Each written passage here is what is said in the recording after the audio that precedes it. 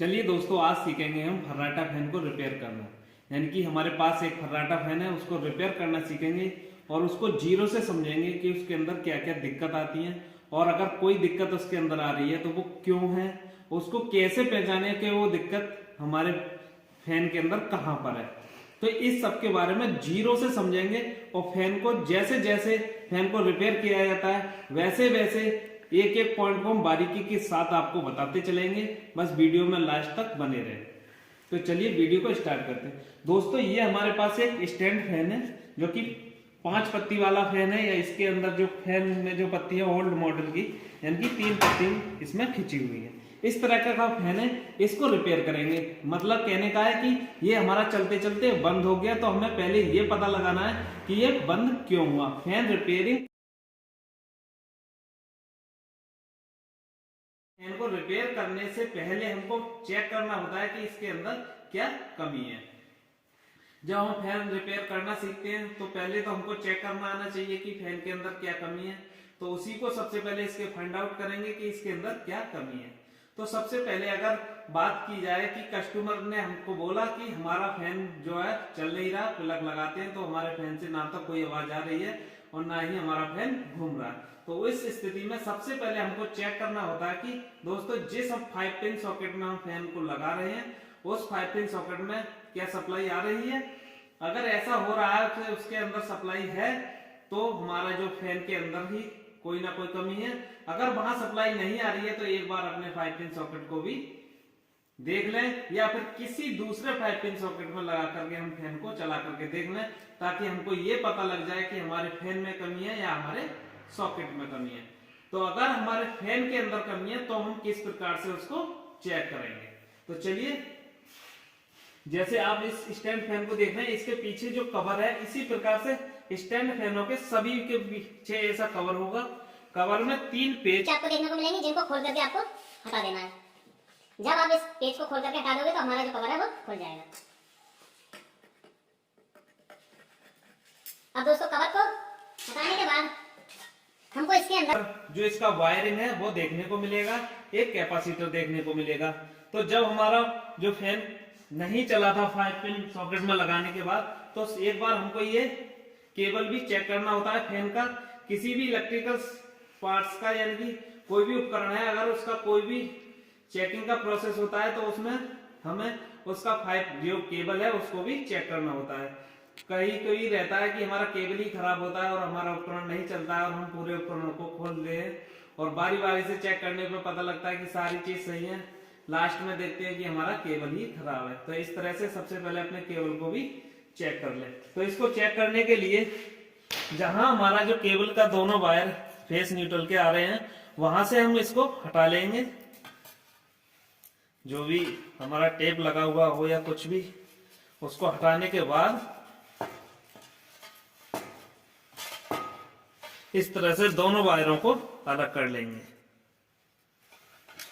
इस तरह से हमारे दोनों केबल के वायर जो अलग हो गए।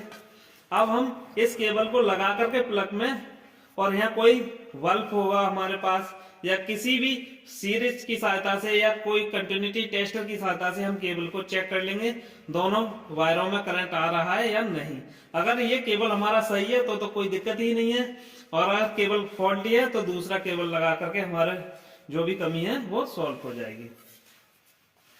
अब दोस्तों, इसके अंदर अगर हमारा केबल भी सही है तो किस प्रकार से चेक करें, आगे का क्या प्रोसेस है कि हमारा 5 पिन सॉकेट भी सही निकला, केबल भी सही निकला, तब हम जा करके देखते हैं कि और हमारे इसके अंदर फैन के अंदर क्या कमी है।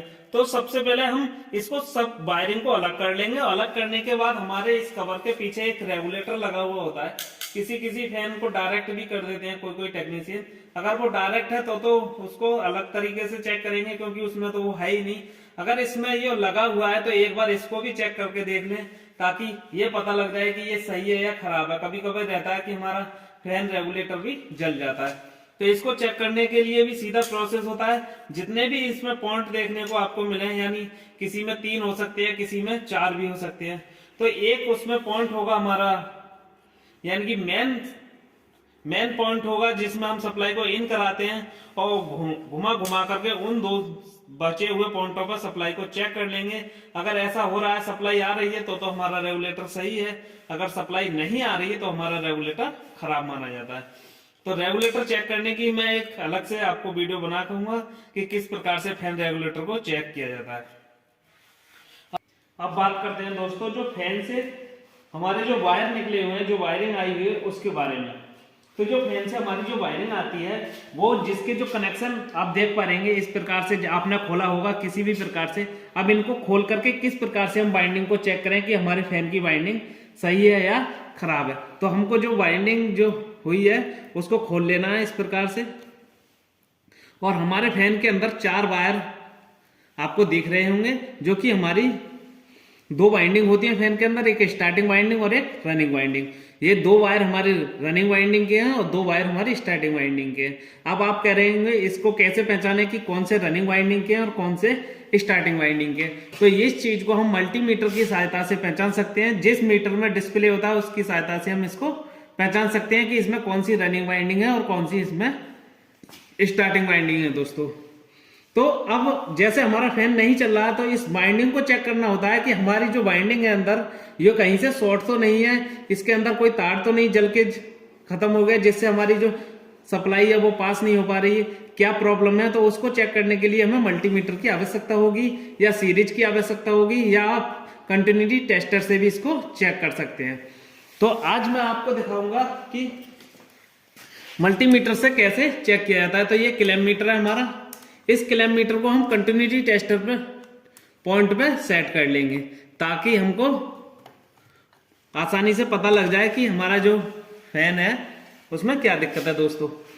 तो कंटिन्यूटी टेस्टर को हम बजर मोड पर हमने सेट कर लिया है और बारी बारी से एक कलर के जो वायर हैं, यानी कि 2 एक कलर के वायर हैं और 2 एक कलर के हैं, तो जो एक कलर के वायर हैं उनको दोनों पर हम दोनों नोबों को इस प्रकार से रखेंगे और इस तरह से हमारे मल्टीमीटर के अंदर कोई रीडिंग शो होनी चाहिए।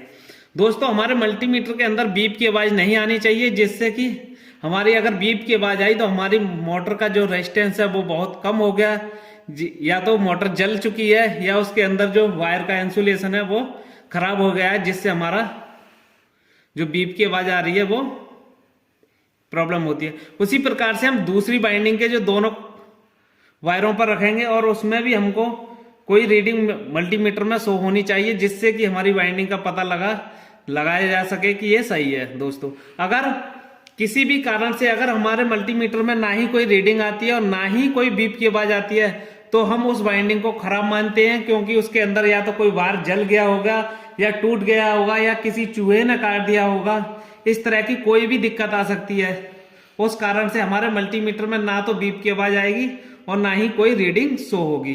तो ऐसे ही हम दोनों वाइंडिंगों को बारी बारी से चेक कर लेंगे ताकि हमको ये पता लग जाए कि हमारी वाइंडिंग सही है या नहीं। दोस्तों तो इस प्रकार से हमने वाइंडिंग को तो चेक कर लिया।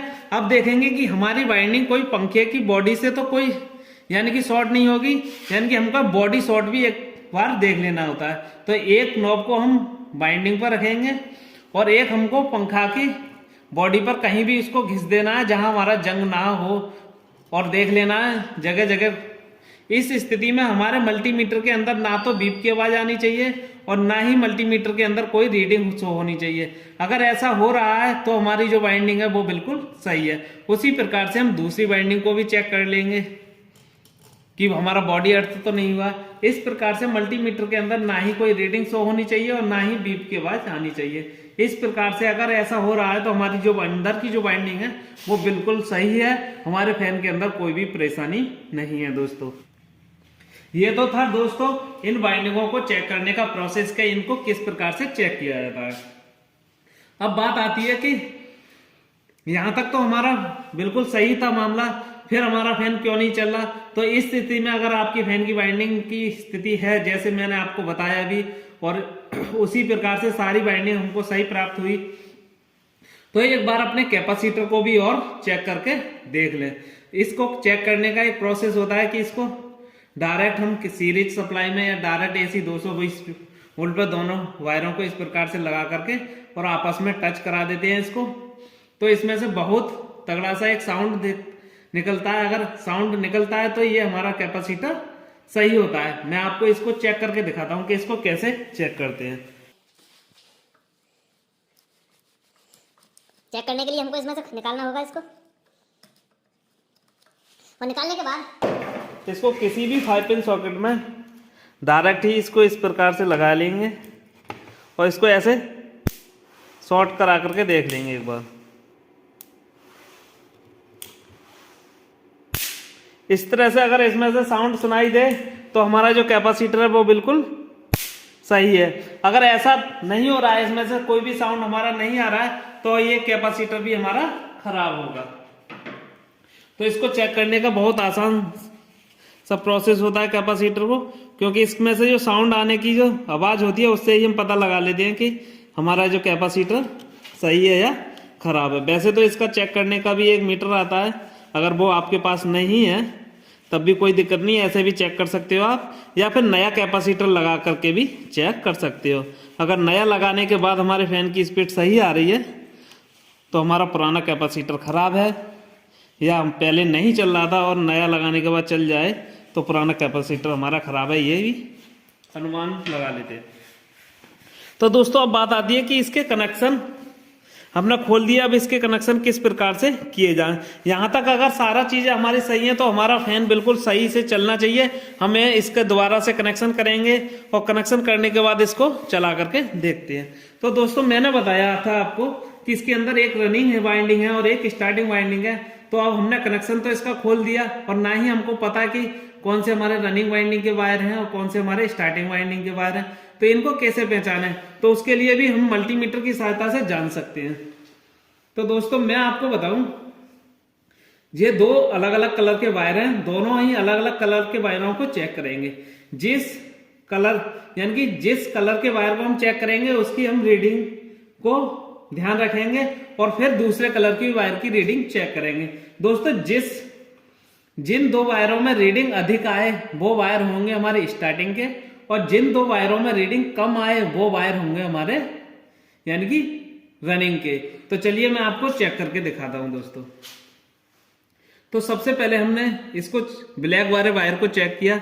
इसके अंदर आप देख रहे होंगे 202 रीडिंग हमको शो हुई, और फिर रेड वाले वायर को हमने चेक किया तो इसके अंदर हमको 97, यानी कि कहने का मतलब है जो हमारे ब्लैक वाले वायर हैं ये हमारे स्टार्टिंग के वायर हैं, और जो हमारे रेड वायर हैं वो हमारे रनिंग के वायर हैं। क्योंकि जिसमें हमारा मान कम आता है वो हमारे रनिंग के होते हैं, और जिसमें मान ज्यादा आता है वो हमारे स्टार्टिंग के होते हैं। अब दोस्तों अब ये तो पता लग गया हमारा इसमें रनिंग कौन सा है स्टार्टिंग कौन सा है। जिसमें मान ज्यादा है वो हमारा स्टार्टिंग है, और जिसमें मान हमारा कम है वो हमारा रनिंग का है।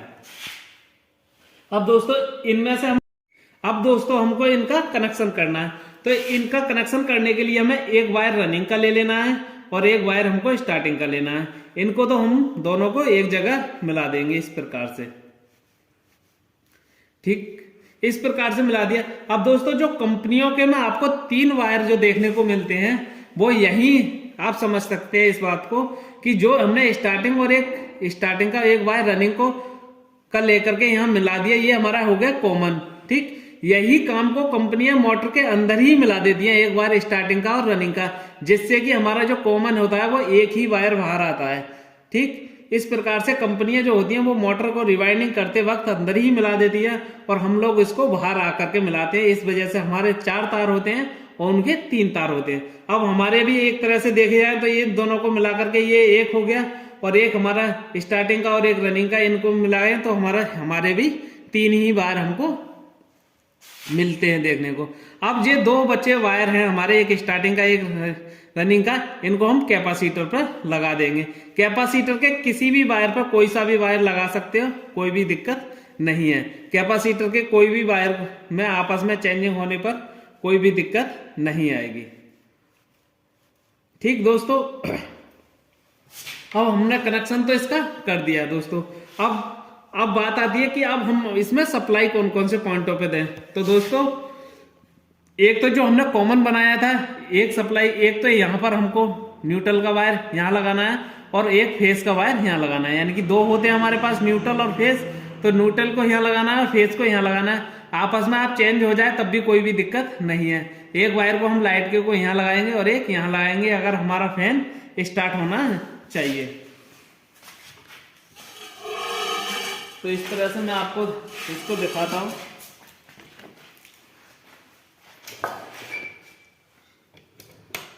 इस प्रकार से हमारा फैन जो है वो चलना चाहिए। इस प्रकार से हमारा फैन स्टार्ट हो चुका है। अगर दोस्तों किसी कारण से आपका इस तरह से कनेक्शन करते पर आपका फैन उल्टा घूमने लगे, यानी कि कनेक्शन आपने इसी प्रकार से किया है तो आपका फैन उल्टा घूमना लगे, तो जो देख रहे होंगे आप, जो हमने कॉमन बनाया था इस वायर को, इसमें से किसी भी एक वायर को निकाल लेंगे। इस प्रकार से इन दोनों को अलग कर लेंगे।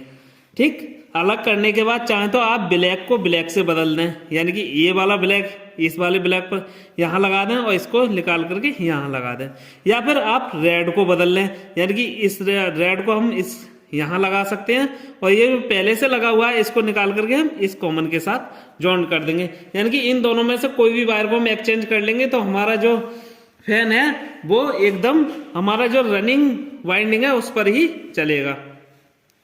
अगर हमारा फैन मान लीजिए अभी हमारा फैन सही चला एकदम सीधा, क्योंकि हमको चलाना भी रनिंग वाइंडिंग पे है और चला भी हमारा रनिंग वाइंडिंग पे है, क्योंकि ये तो हमने बिना देखे कनेक्शन किए, तो हमारा इत्तेफाक से कनेक्शन हमारा सही हो गया। मान लीजिए अभी फैन हमारा सीधा घूम रहा है, किसी कारण से हमारी जो बाइंडिंग है, यानी कि हमारी स्टार्टिंग बाइंडिंग पर अगर फैन है हमारा, स्टार्टिंग बाइंडिंग पर अगर हमारा फैन सीधा घूमने लगे तो उस स्थिति में हमको वो स्टार्टिंग बाइंडिंग पर नहीं चलाना है, क्योंकि वो 1-2 दिन बाद हमारा फैन जल जाएगा, या हो सकता है कि 1-1.5 घंटे बाद ही जल जाए। तो ऐसा करना है कि जो हमारी रनिंग वाइंडिंग होती है उसी पे हम फैन को सीधा चलाया जाए, और जो सीधा चलाया जाएगा तभी हमारा फैन जो है लंबे समय तक चलेगा। तो इस तरह से ऐसे ही चेक करते हुए आप अपने फैन को रिपेयर कर सकते हो, पता लगा सकते हैं कि इसके अंदर क्या दिक्कत है। तो ऐसे ही नॉलेजफुल वीडियो देखने के लिए हमारे चैनल को सब्सक्राइब कर लें और मिलते हैं किसी नेक्स्ट वीडियो में। तब तक के लिए जय हिंद, जय भारत।